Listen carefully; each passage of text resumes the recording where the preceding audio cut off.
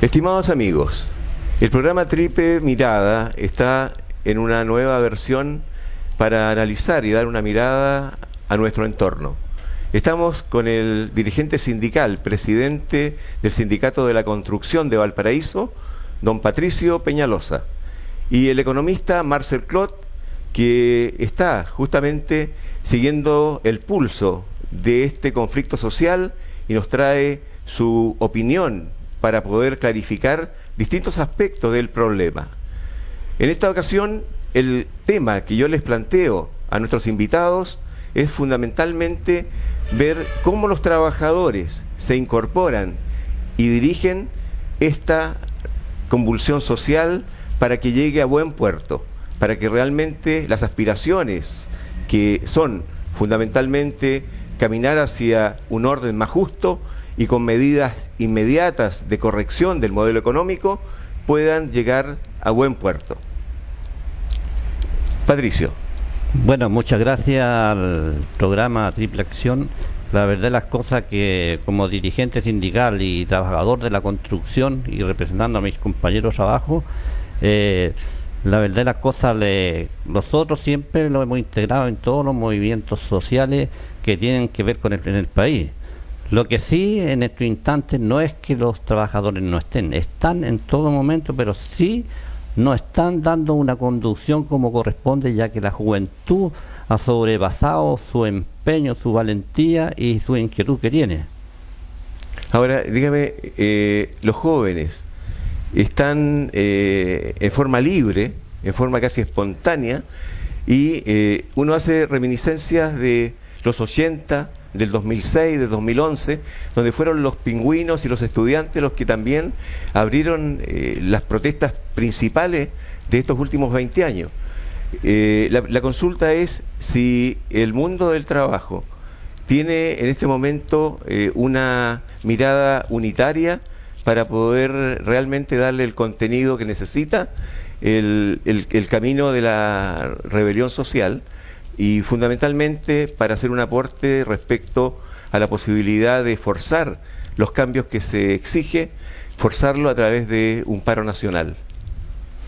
Bueno, la verdad es las cosas que la juventud tiene sus propias inquietudes, pero sí siempre están muy atentos al quehacer del problema laboral. Porque muchos jóvenes hoy día son estudiantes, otros que están a punto ya de integrarse al campo laboral, pero desde ya tienen un gran conocimiento de la situación social que viven los trabajadores aquí en el país, que con un problema inmenso, porque primero fijándose en la remuneración que tiene cada trabajador es muy bajo, claro, con un sueldo mínimo que se llama, que son alrededor de 300 y tantos pesos, que es una miseria, que la verdad de las cosas que eso todos lo saben los jóvenes, los trabajadores, los pensionados, que también pasan por una crisis muy grande económica, Entonces a nosotros nos agrada mucho que cuando se dice Chile despertó, porque son los jóvenes que los despertaron, y no tanto despertaron, sino que están expresando una inquietud para que vaya un cambio bien profundo aquí en el país, porque la verdad es la cosa que el desastre que existe, digo desastre que viene por años atrás, no que hoy día con esta explosión social que viene, porque si nos fijamos anteriormente aquí habían grandes movilizaciones haciéndole exigencia al gobierno, que eran millones de personas que se expresaban en las ciudades y alrededor de todo el país, pero al gobierno no le interesaban las cantidades, ni siquiera las propuestas ni las solicitudes que le hacían, se hacían los sordos, todo lo contrario, se reían, eran burlescos, podríamos decir, porque en vez de entregar una solución salían dañando más a los trabajadores, a los jóvenes y a los estudiantes. Entonces, cuando hoy día vino una explosión social, que decimos, ¿por qué vino eso?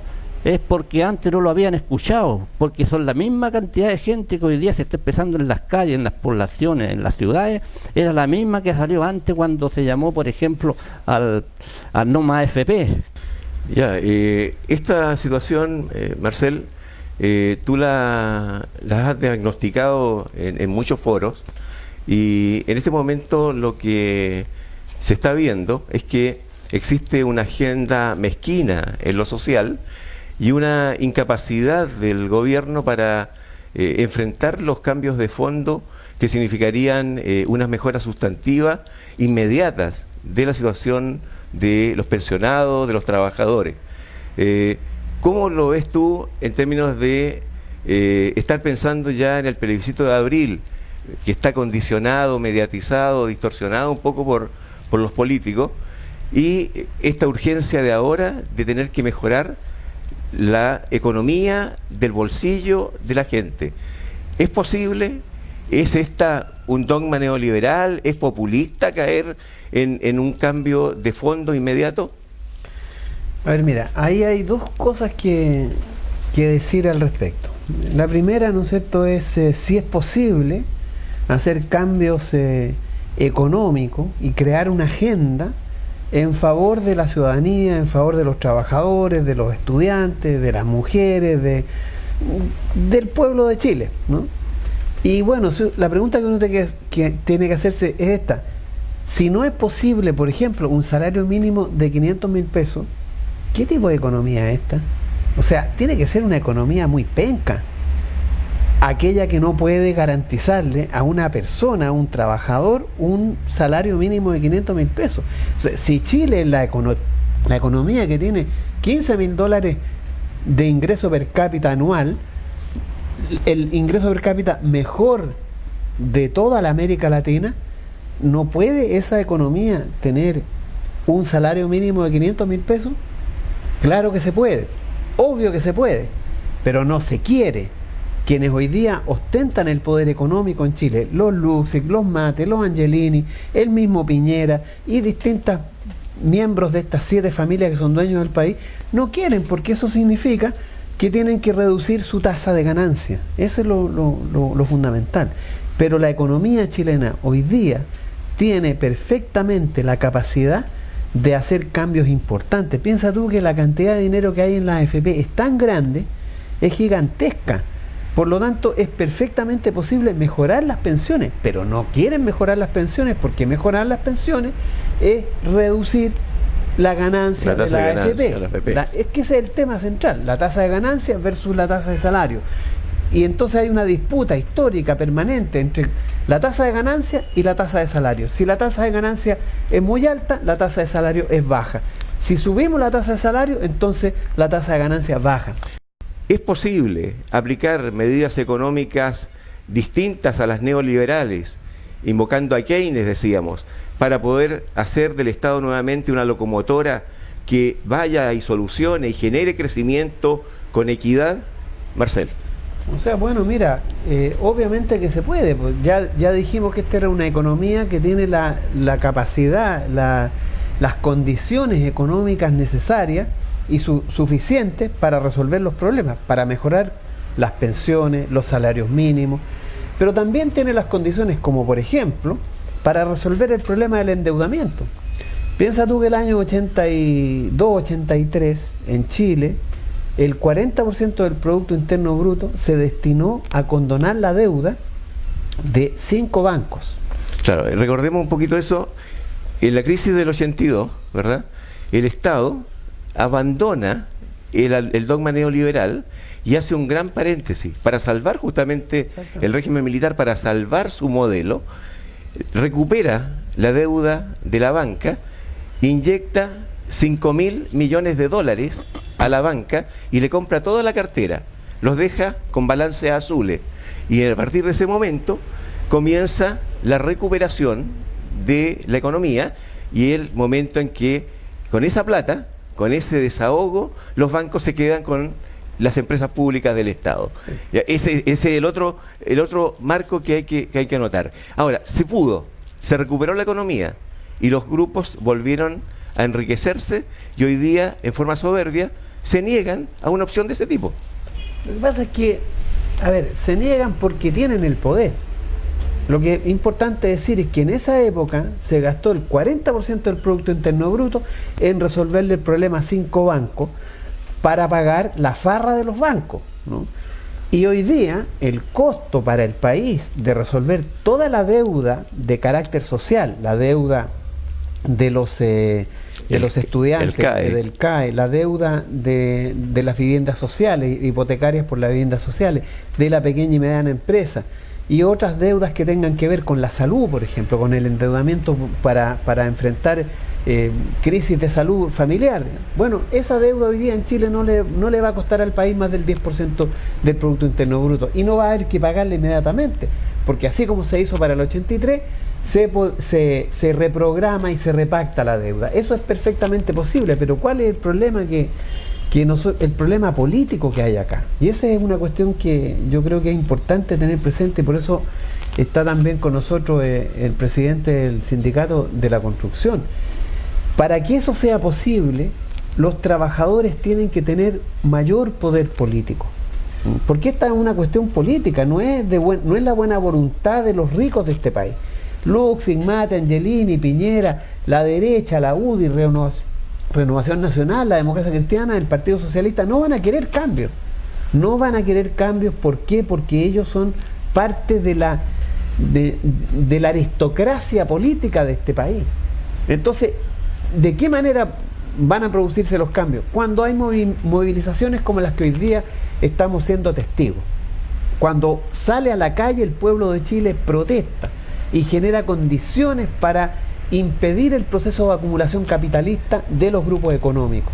Y por eso que es importante que los trabajadores entiendan y entendamos, porque yo también soy trabajador, que si no están los trabajadores en la coyuntura política liderando este proceso, no siendo parte, porque son parte, ya lo hemos conversado con Patricio anteriormente, son parte de lo que está ocurriendo, se han involucrado, están comprometidos, pero aquí lo que importa es que a partir del mundo del trabajo haya un liderazgo, se generen líderes sindicales y sociales que conduzcan el proceso independiente de los partidos políticos, porque los partidos políticos que hoy día están en el Parlamento y en la Mesa de Unidad Social son partidos que no quieren cambios profundos, y para que ocurran cambios profundos los trabajadores tienen que entrar a generar y a ejercer un liderazgo político nacional, supranacional, más allá de los partidos políticos, en tanto trabajadores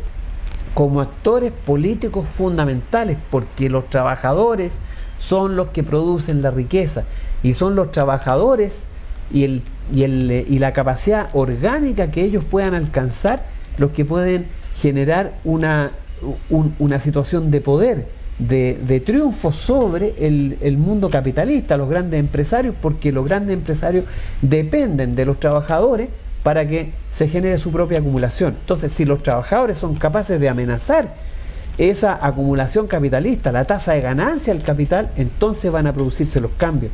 Si no entran los trabajadores con fuerza política, con determinación, con liderazgo, va a ser muy difícil que se produzcan los cambios, porque los políticos que hoy día tenemos no les interesan los cambios y van a tratar y están tratando de manipular el movimiento de protesta, la acción social y política y este descontento y explosión social, lo están tratando de manipular para impedir los cambios, no precisamente para generarlos.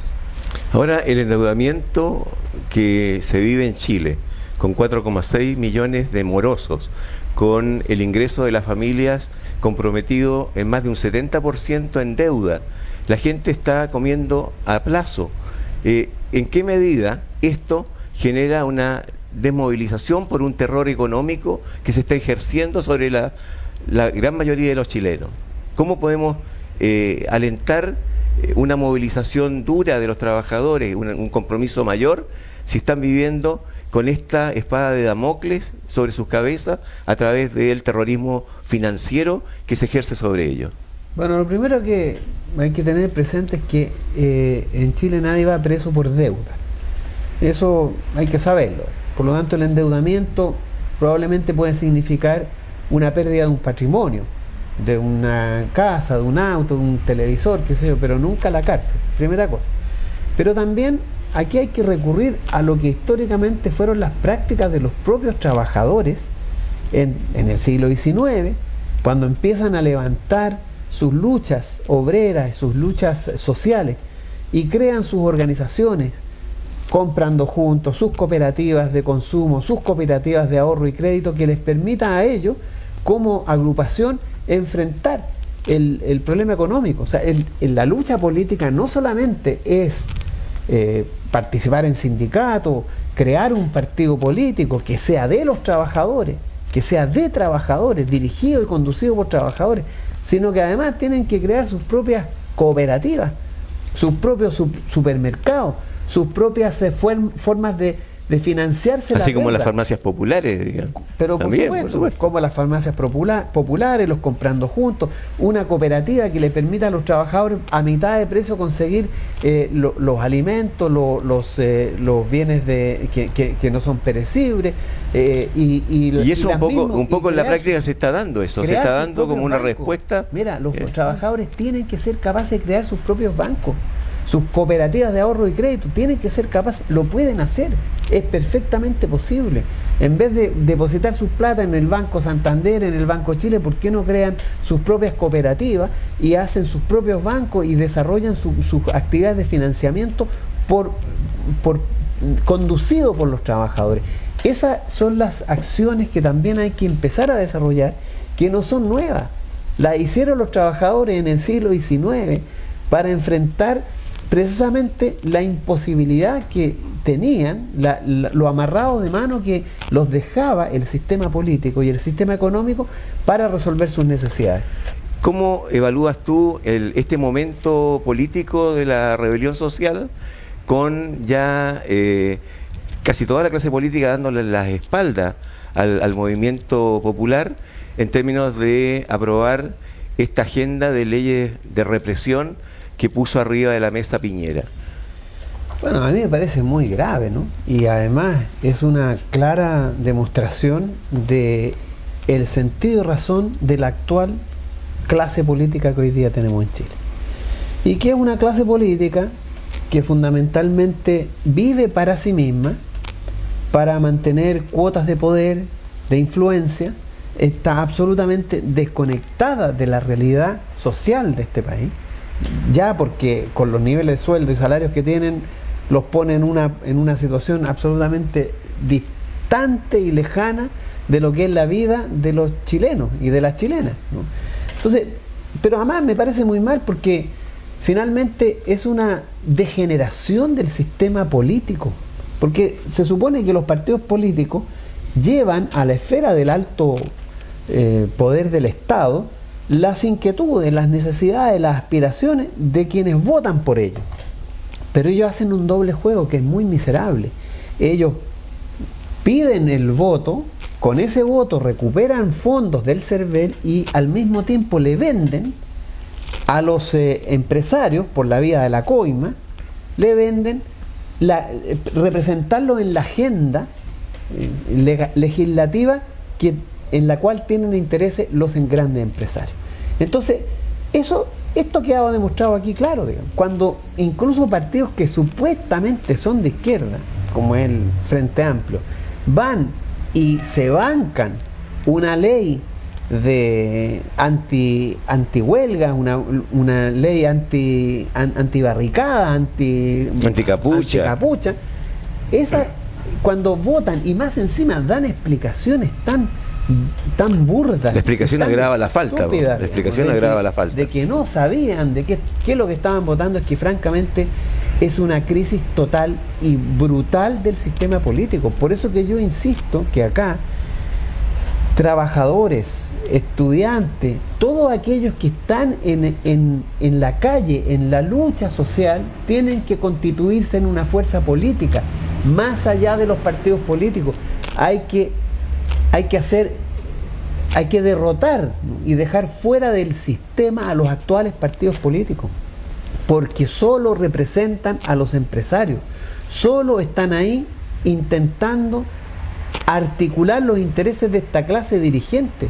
Están ahí financiados por Luxig, financiados por Mate, financiados por SQM, Penta, todo, claro. Entonces no son de verdad representantes de los chilenos, de las chilenas.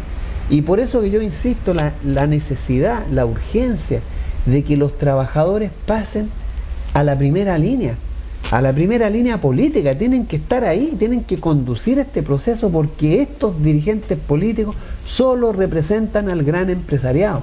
Y entonces, ¿quién va a representar a los trabajadores? Tienen que ser los propios trabajadores que asuman la tarea, porque si no la asumen ellos, entonces aquí la cosa va a quedar estancada.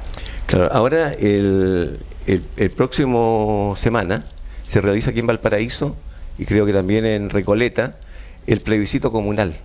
Se está convocando masivamente a la gente que está por la movilización social para dar una demostración empírica, cuantitativa, de que hay una voluntad mayoritaria por la Asamblea Constituyente.